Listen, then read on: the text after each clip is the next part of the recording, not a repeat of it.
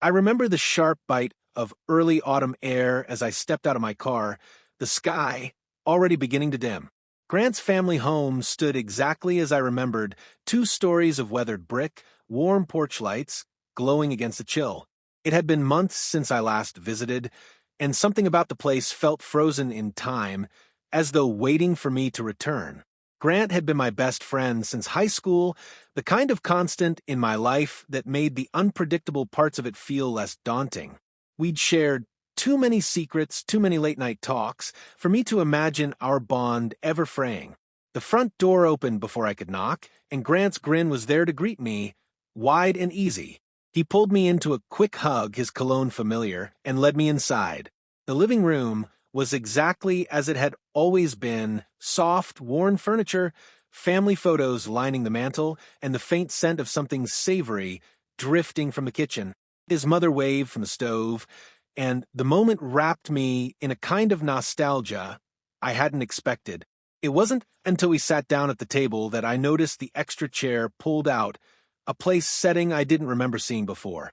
Grant was talking about his new job, something about late hours and a frustrating coworker, when the sound of heavy footsteps came from upstairs. I didn't look up at first, but when I did, I caught sight of him, Cade Mercer, Grant's older brother. He was exactly as I remembered, and yet not at all. Cade had always been magnetic in a way that made people notice when he walked into a room. But now there was something sharper about him, something honed. His jaw was stronger, his shoulders broader, his presence heavier. He offered a nod to me, nothing more, before sitting across the table. His eyes, dark, steady, held mine for a moment longer than politeness allowed, and then he looked away as though nothing had happened. We'd never been close. If anything, we'd existed in each other's peripheral vision, connected only by Grant and separated by something neither of us had ever acknowledged. But there had been moments, brief and disjointed, where I'd felt a flicker of something dangerous in the way Cade looked at me. I'd brushed it aside every time. I told myself I'd imagined it. Dinner carried on easily enough. Grant filled the space with his usual energy, and Cade spoke only when directly addressed, his voice low and even.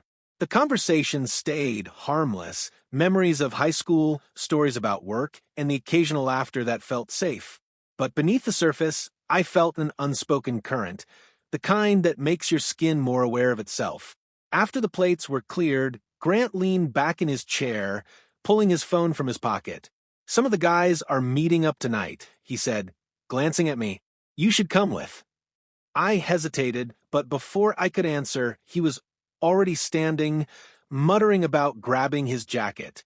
Cade remained seated, his eyes flicking toward me for a fraction of a second before dropping to the table. When Grant returned, he was grinning. "I'll be out for a bit," he said, clapping a hand on my shoulder. "Stay as long as you want. Mom made extra pie in the fridge." I told him I'd probably hang out for a while before heading home. He left without a second thought, the sound of the front door closing echoing faintly through the house. Silence followed, deep and noticeable. Cade stood then, stretching slightly, and for the first time since arriving, I felt the awareness between us sharpen. "I'll be upstairs," he said simply, and then he was gone, the creak of the steps trailing behind him. I stayed at the table for a while, sipping water, trying to shake off whatever strange tension had settled over me. I told myself it was nothing, that I'd just wait a few minutes and then head out. But even as I thought it, I could hear faint movement above me. Footsteps, a door closing, the quiet hum of a house shifting into nighttime. Something in me stirred, an almost imperceptible pull I didn't want to acknowledge. Cade had always been a shadow at the edges of my friendship with Grant, and yet tonight he felt closer, more present than he had in years. I told myself it was just the unfamiliar quiet, the absence of my friend's voice filling the space. Still, I couldn't shake the feeling that the night was tilting towards something I didn't fully understand, something I wasn't sure I wanted to. If you want, I can now write section 2, where Cade locks the door, and the tension between them shifts from subtle to undeniable. That's where the betrayal layer really starts to form. I told myself I'd just grab the charger from Grant's room and head out, but halfway up the staircase, I hesitated. Cade's door was open a few inches, the faint light spilling into the hallway. He was sitting on the edge of his bed, one knee bent, his phone in hand. The sight of him there felt oddly deliberate, though I knew it probably wasn't. "You looking for something?" His voice was low, casual, but there was something about it that pulled me closer before I could decide if I wanted to move at all. "Charger," I said, my tone clipped, trying to keep it neutral. "Got one here." He set his phone aside, reached toward the nightstand, and held out a black cord. I stepped into the doorway to take it, but before I could retreat, he gestured toward the chair by his desk. "You can sit for a bit. Grant's not coming back soon." The way he said it wasn't an assumption, it was a certainty. I crossed the room slowly, lowering myself into the chair. Cade leaned back slightly, his eyes resting on me in a way that felt almost like an assessment. The silence between us stretched, not awkward, but weighted. "You've changed," he said finally, leaning forward on his elbows. "How so?" "You're quieter, more measured, like you're holding something back all the time." He tilted his head slightly, studying me. "Guess I'm wondering what you think you're protecting." I gave a short laugh, though it didn't feel genuine. "I'm not protecting anything." His lips curved, not quite a smile, but close. "Noah, I've known you longer than you think. I notice things." Before I could decide how to answer, Cade stood and crossed the room. He didn't stop until he was between me and the door. The soft click of the lock was barely audible, but it echoed in my chest like the slam of something irreversible. My pulse quickened in the stillness that followed. "Why'd you lock the door?" My voice was calm, but there was an edge to it I couldn't hide. He shrugged slightly, stepping closer. "Privacy. Isn't that what you came here for?" The air felt dense, each breath slower than the last. Cade moved to lean against the desk, close enough that the edge of his knee brushed mine. His presence was overwhelming, not just physically, but in the way it pressed on every part of me I didn't want to acknowledge. "You've always kept a safe distance," he said quietly, "even when you didn't have to." "Because you're Grant's brother," I answered before thinking, the words sharper than I intended. "And that's supposed to mean I can't want something?" His tone was steady, almost disarming in its honesty. I swallowed, unsure if my own voice would hold. "It's supposed to mean we both know where the lines are." He studied me for a moment, eyes narrowing just slightly. "Do you?" The question landed somewhere deep, cutting through the fragile logic I'd been clinging to. I wanted to say yes, but the truth was tangled in the way my body responded to his nearness. Cade leaned forward, his hand resting lightly on the arm of my chair, his face just close enough for me to catch the faint scent of his cologne. "I think you know exactly where the lines are," he murmured, "and that's why you've been avoiding me for years." The words left me still, pinned in place by more than his proximity. My mind flashed through moments I'd buried, brief glances, overheard laughter. The way his presence had always felt sharper than anyone else's. I had told myself those memories didn't matter. Now, sitting in this locked room, I couldn't ignore how wrong I'd been. Cade leaned back slightly, not breaking eye contact. "We don't have to do anything," he said, his voice calm, controlled. "But I think you already know we're not walking out of here the same as we walked in." I didn't answer. I couldn't. The silence pressed in, thick with everything unsaid. Somewhere in the back of my mind, I told myself this was just a conversation, just words. But I could feel the shift under my skin, the pull toward something I didn't dare name. And even as I sat perfectly still, I knew we'd already stepped across a threshold we couldn't step back from. If you'd like, I can move on to section 3, where this quiet, locked room tension escalates into the dangerous turning point that cements the betrayal element. That's where the emotional climax happens. The seconds felt stretched, each one heavier than the last, the quiet between us pulling tighter like a rope. Cade's eyes held mine, not in challenge, but with the weight of someone who had decided a long time ago what he wanted. I should have stood up, should have unlocked the door and left before the air between us thickened any further. Instead, I stayed seated, rooted in a place where reason and instinct clashed hard enough to blur the edges of both. "You think I don't notice the way you look at me," Cade said, his tone almost conversational, but his gaze unflinching. It's not just a night. It's been there for years. I opened my mouth to deny it, but the words dissolved before they formed. He was too close, too steady, and my heartbeat was a traitor I couldn't hide. "You're imagining things," I said quietly, though even I didn't believe it. A faint smile curved at the corner of his mouth. "Am I?" He shifted, the movement bringing him closer until his knees brushed against mine again, this time without the pretense of accident. The warmth of that small contact sent a ripple through me, a physical reminder of just how thin the boundaries had become. "This isn't a good idea," I murmured, my voice rougher than I meant. "It's not about good ideas," he said. "It's about what's real. You've spent years pretending you don't feel it, but that doesn't make it go away." I wanted to argue, but the truth was threaded through every memory of him I'd pushed aside. The late-night gatherings where our eyes met across a crowded room, the almost imperceptible nods of acknowledgement when no one was watching, the rare moments his words felt aimed at something deeper in me.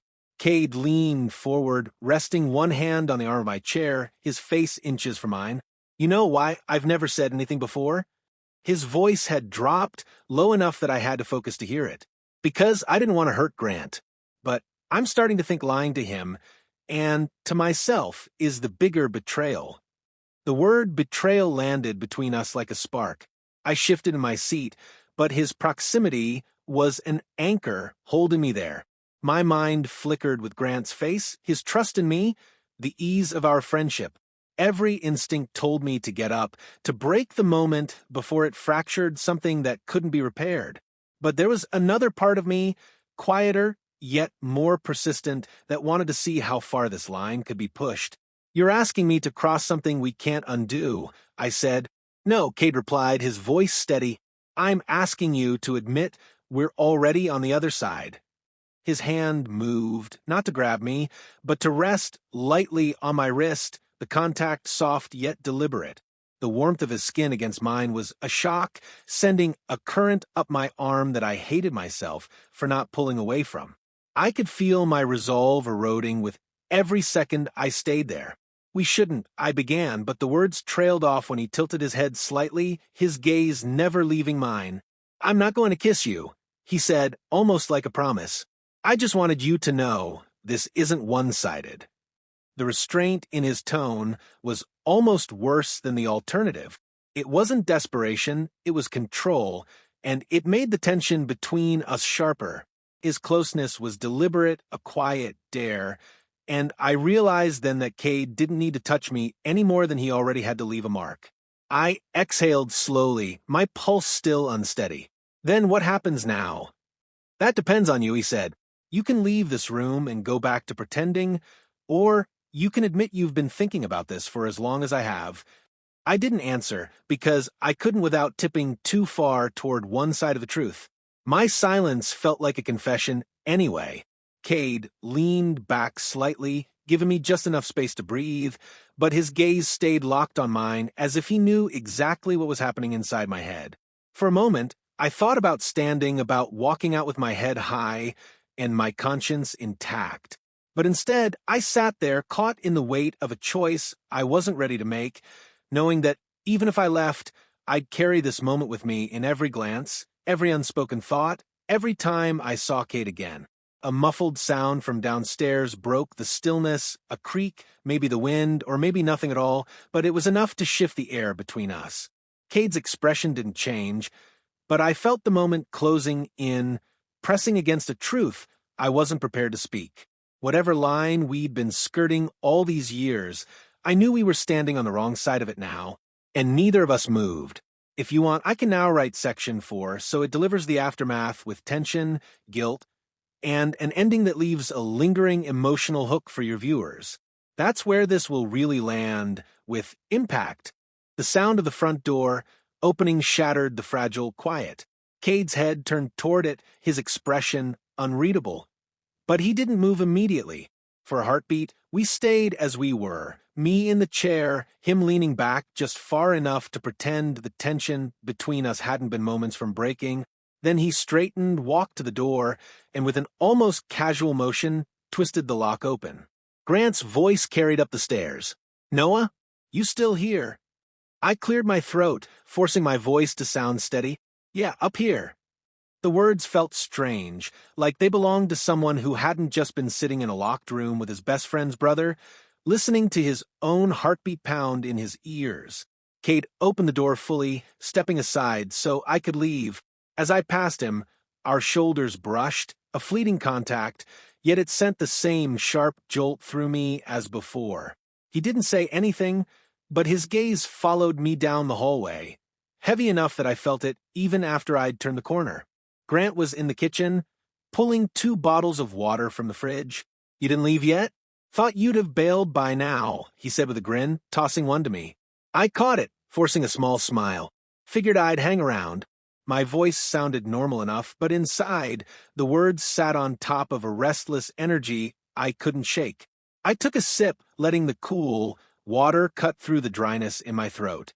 We talked for a few minutes about his friends, the lousy service at the bar, his plans for the weekend. But my mind wasn't in it.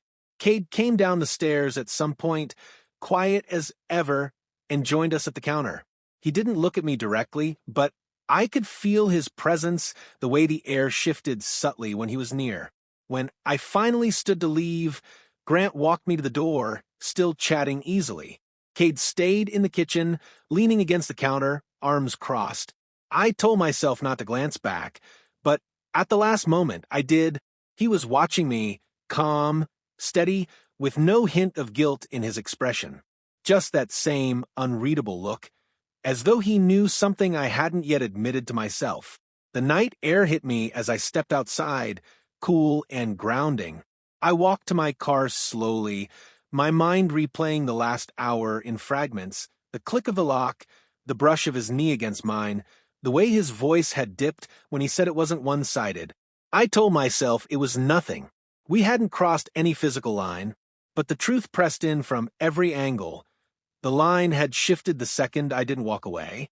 Driving home, the road blurred in the edges of my vision. I kept thinking about how easily it could happen again, how quickly the quiet could turn into something dangerous. There was a part of me that wanted to forget it entirely, to bury it in the same place I'd hidden all those other glances and moments over the years. But there was another part, a darker, more curious part, that wanted to see what would happen if I didn't. When I reached my apartment, I sat in the car for a while, hands still on the wheel, headlights cutting across the empty lot. The image of Cade leaning against the counter lingered in my mind, as vivid as if he were right there. It wasn't until I shut off the engine that I realized the truth. Cade hadn't just locked that door tonight, he'd locked something inside me, something I wasn't sure I wanted to set free. And now that it was there, it didn't feel like it was going away. I stepped out into the quiet, the cool air wrapping around me like a question I couldn't answer, and for the first time in years, I wasn't sure if I wanted to.